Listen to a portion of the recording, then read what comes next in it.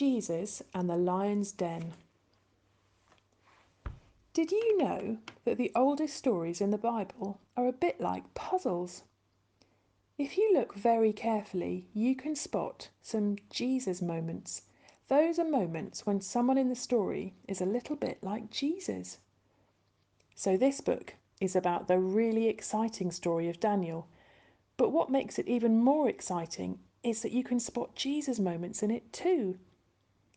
There are lots of lions in this story, but every time you see this special lion, it's a clue that there's a Jesus moment too. Are you ready to start the story? Let's begin. Do you have any habits? Maybe you sing in the bath, or twiddle your thumbs, or stick your finger up your nose. Yuck! This is a story about Daniel and his habit. It was a great habit, but it was a habit that got him into a lot of trouble. Daniel knew God, the real king of everyone and everywhere. Daniel loved God very much, so 3 times a day, Daniel knelt down by his window and he prayed. Prayer is talking to God. We can talk to him anywhere, anytime, and about anything. What a wonderful habit! How could that get anyone into trouble? Daniel worked for Darius, the super powerful king of Babylon. Daniel was so good at his job that the king wanted him to run the whole kingdom. But the other people who worked for King Darius didn't like Daniel, and they didn't like the God he prayed to. So they decided to get Daniel into trouble with the king. There was just one problem with their plan. Daniel had done nothing wrong. Nothing. But then they thought of something. They could use Daniel's habit to get him into trouble. Daniel's enemies got King Darius to make a new law.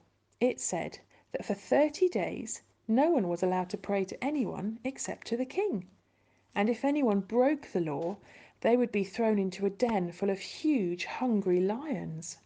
Oh no! What would Daniel do? If he obeyed the king of Babylon, he would stay safe.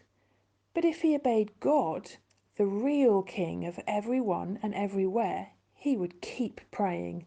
And that meant Daniel would be lion food. Safety or lion food? Which would Daniel choose? Daniel's enemies crept up to his house and looked up at his window. Daniel was praying. They'd caught him. The plan had worked. So they rushed back and told the king. Daniel was about to become lion food. King Darius tried and tried all day to find a way to save Daniel, but he couldn't. Even the king wasn't able to change the law. So when the sun went down, Daniel was taken to the den of huge hungry lions and thrown in. I hope your God can save you, said the king. A big stone was rolled across the mouth of the den, and everyone went to bed. But the king couldn't sleep. He tossed and turned and tossed all night long. In the morning, he rushed back to the den. Daniel, has your God been able to save you from the lions? Asked the king. And then he listened. A voice came from the den. Yes, O king, I am not hurt. God sent his angel to shut the lions' mouths. God saved me because I had done nothing wrong. Nothing. Daniel was lifted out of the den, and there wasn't even a scratch on him. Daniel had trusted God, and God had saved him. Then, because King Darius was such an important king, he wrote to all the people in all the countries in all the world. He said, Daniel's God is the living God.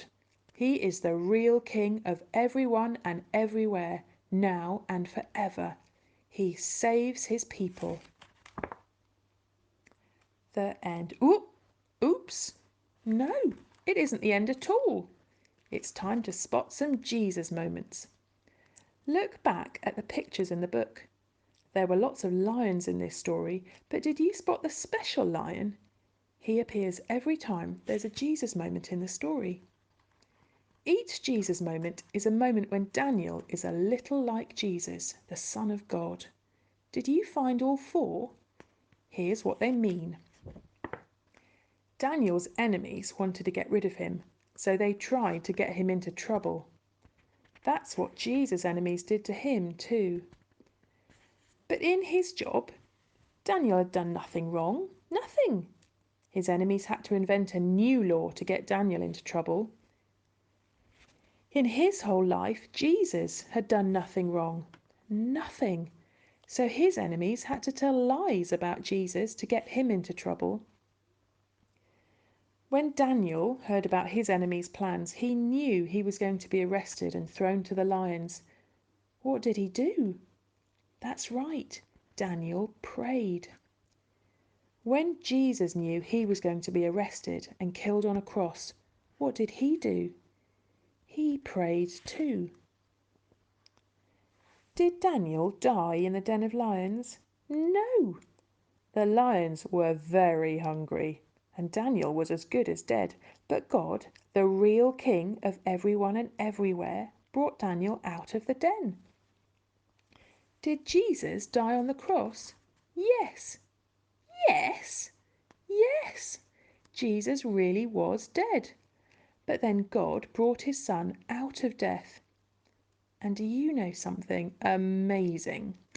God promises to bring all of his son's friends out of death and into life with him too. Can God really do that? Yes, he can. He's done it before. So, one day, all of Jesus' friends will live with him forever and ever. And for now, we can enjoy the same habit Daniel did. We can talk to the real king of everyone and everywhere every day.